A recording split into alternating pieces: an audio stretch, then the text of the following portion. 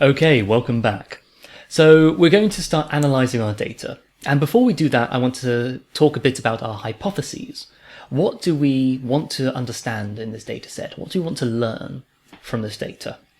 This is actually a very large and complicated data set. I've actually spent quite a few weeks working on it myself, and I still haven't done all the things I would like to do with it. So I think it's a good starting point to say, what are our hypotheses? What are our questions of interest? And I thought a way of thinking about that would be to look at this paper by Michael Browning.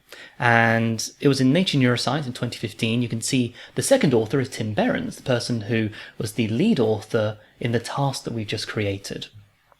And if I scroll down to figure 1, we can see it's a very similar paradigm in that we have stable blocks where a stimulus outcome association is pretty consistent.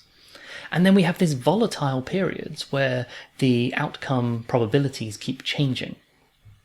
What's different about this compared to our study is that it uses a punishment rather than a reward. So in our task, people are winning points and, getting a high score in a game. Here, people are avoiding an electric shock. And that's important when we come to interpret these results in comparison to our own study. What we can see here is something that replicates what Behrens found in his original study, that people increase their learning rates in a volatile environment compared to a stable environment. And this is what I mentioned in the lecture. And we can see that it doesn't matter if you start stable and then go volatile, or if you start with the volatile periods and then go into the stable ones. Either way, we increase our learning rates in a volatile environment, so we are more adaptable, and then we decrease our learning rates in a stable period so that we are less influenced and less likely to unnecessarily change our beliefs. What this paper also shows, quite interestingly, is that there is a relationship here with trait anxiety, and that when people are low in anxiety, they're showing this pattern of behavior. They are increasing their learning rates in a volatile period relative to their learning rates in a stable period. But as people increase in anxiety, we can see that we're getting closer to zero, meaning that there's no longer any difference between learning rates in a volatile or a stable period.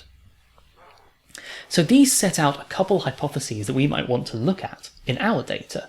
First of all, we can look at if there's any difference in performance in stable and volatile periods. That will help us to understand if the task has worked. We can also look specifically at learning rate and see whether learning rate increases in volatile relative to stable periods. And then finally, we can look and see if there's any relationship between this upregulation of learning rate and trait anxieties. So here is the data. What information do we want from this, basically? How do we judge our participants' performance? One way we can do that is we can count the number of times the win screen came on. And in a more advanced version of that is we could actually calculate total score. We can say how many points did people get in the stable and the volatile blocks. And this will tell us a little bit about how good participants were at the task. So one thing we can do here, so I guess one point to mention, the downside of just looking at the win and lose scores is that it doesn't necessarily tell you whether they correctly understand the environment, because there's obviously this roll of the dice, and people may have chosen the slot machine with the highest probability, but they still might have lost. There are also going to be situations where the correct choice is not necessarily the choice with the highest probability, but it's the slot machine that provides the highest overall value. And this is a term from economics we call it utility. And in this case, utility is the value, so the number of points you can win multiplied by the probability. And we can start to create these in Excel very easily. We use the equals sign to put up a formula. And here I just say value multiplied by probability. And I'm going to call this blue_u, so blue utility. What I can do here is put together the green utility, and it's the exact same thing again. So I'm going to say green value multiplied by green probability. And what I'm going to do next is I'm just going to make a little if statement. So we've come across if statements before in R, in Excel, and just talking about them while building experiments. An if statement basically says, if something is true, do this. If it's false, do something else. So I'm going to say here, if green is bigger than blue, then the correct answer is green box. Otherwise, the correct answer is blue box. And I'm going to call that answer 2. You can see that we already have a column called answer, and we didn't fill that in our spreadsheet. With hindsight, it might have been a good idea to have included this, and Gorilla would have automatically calculated if they were correct or incorrect using this measurement, but we can always add this in afterwards. If you forget to do something in Gorilla, you can just add it into the spreadsheet like we're doing right now. The last thing I want to do is another if statement, which says if this answer is the same as what's in response in the same row, you might think I should have clicked the one underneath, but I want to keep the rows in alignment. So I've gone, you can see here, we've got BM5 and AM5. So all I've said here is if the two things are equal, put in a 1, otherwise you're going to put in a 0. And as I double click, not Gorilla, Excel has just filled in all those details, and it highlights a couple nice examples, and I think there's one here that really highlights my point. So we can see that the probability of the green slot machine paying out is 80%, the blue slot machine is 20%, but the blue value is 99 points, the green is only 1 point.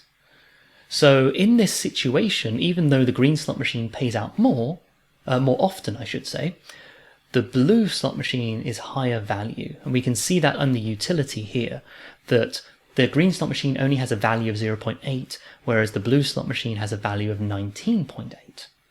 So just because a slot machine pays out more often, it doesn't mean that it's necessarily the best value offer. And so if we want to calculate a participant's accuracy, this is perhaps a better way of doing that. So I'm going to call this column correct. And you're going to see in the analysis the difference between comparing win and lose screens and comparing this metric of accuracy. Now, Excel, when you double click, you can see it's going to fill in blocks up until it gets to a gap. So what we have to do now is just drag this all the way down to the bottom to make sure that we fill in every row. Okay, so we've got to the bottom now. And I can release that, and you can see that Excel's filled in all of the values for every row in the formula. What I can now do is I can click on Command A or Control A, and we're going to get our pivot table. And we're going to use a pivot table to extract the information we want from this data set. Now, if you've watched any of these with me before, first thing I do is I put the ID in rows. So this tells us all of our participants. The next thing we're going to want to do is we're going to want to distinguish between stable and volatile conditions, I should say. Now, you could put this in columns, so it would be split. I can just show you what that would look like. It's found stable, and because we've called it volatile 1, 2, 3, they get their own ones each. And you could just add those together or average those columns together, or in this case I'm just going to use it as a filter, and I'm going to copy and paste the pivot table. So what we want to know, if we go to screen name, we're going to do a count of all of the win trials. So I can go here and I'm going to say stable, and it tells me that there are currently 240 trials in screen name. Now, we only want one type of trial. So we only want, if I drag along here, so we can see we don't want to count screen 1, screen 2, fixation, offer, win. We just want to count win. So in order to do that, I'm just going to add another filter also for screen name. Like I said, this is just the way that I decided to do this. It seemed to work. There are other ways to calculate this as well. So here, win. And there we go. So now we've got a count of how many win screens the participants had. And I can just copy and paste this pivot table. I can go to stable. And now I can tick volatile. And now we have the number of times the win screen came on in the volatile periods. And we know this is out of 60. There were only 60 trials in each condition. So we know for a percentage, we would just divide this by 60. And you can think 30 out of 60 means they were at 50%, which, to be honest, isn't great because it means that they have a 50% chance. So does this mean that our participants were not very good? Let's look now at our accuracy measurement. And what I've done here is I'm going to change it. So turn all of those off. Rather than looking at the win screen, we're going to look at the offer screen. And that's because you can see whenever there's an offer, that's when you have a response. And those are the only ones that are going to have a 1 or a 0 in them. There's all these other zeros that pad that. So if we don't just select, well, I can show you. I'll turn on for everything. And then here, I'm going to go to values. And if I click on the I can change this to average of correct. So this is telling us that the percentage correct is 18%, which is incredibly low. But that's because we had all those zeros around it. You can see here, there's all these zeros which we shouldn't be taking into account, and they're reducing the value. So you need to make sure that we only look at the right screens. We're only going to look at an offer trial. And by only selecting offer trials, now you can see that accuracy is in fact 70–80%. So it turns out the participants were doing a good job on this task. They definitely seem to understand the probabilities, but we can see that they were also, even though they understood the probabilities, they also were able to factor in the magnitude of the points and use this utility value rather than just relying, and I think that's important, rather than relying just on the win or lose, because it's possible that participants made the correct choice, they were just unlucky on that trial. We're going to see in a second the difference that you get for these. This is all the information I'm going to get right now from the pivot table, and this is done for one of the tasks. So the next thing you would do is copy and paste these into a new spreadsheet, and when you move on to the next task, you can just copy and paste these values with the formulas into your next spreadsheet and get going yet again. This is the final version that I've made. We have 50 rows for our 50 participants. You can see that I have IDs in lots of places because I did that copy and pasting, and I always want to make sure that I have the right data point for the right subject. So I can see here I've got stable and volatile for how many times they saw a win screen. I've got stable and volatile for their accuracy, which we can see again is much higher. I used, we have the actual questionnaires as well. So in order to calculate the questionnaires, let's go, this is the questionnaire scores here. Now you can see this is, the questionnaire comes out in what's called short form, meaning that every participant is a row and each column is one of the items of the questionnaire. And what we can now do here with questionnaires, we just need to figure out what values to use. How do we calculate the different points? And there are two subscales in this questionnaire. I'm going to go back to here. And this is where I found out about how the questionnaire works, the paper by Gross, all about this task called the Stixer.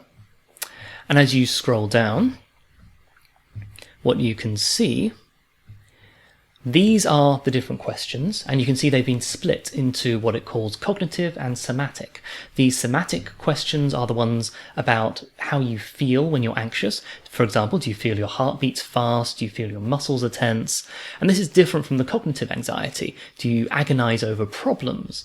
So in order to calculate the separate scores, we just need to add together questions 1 to, looks like 6, 7, 8.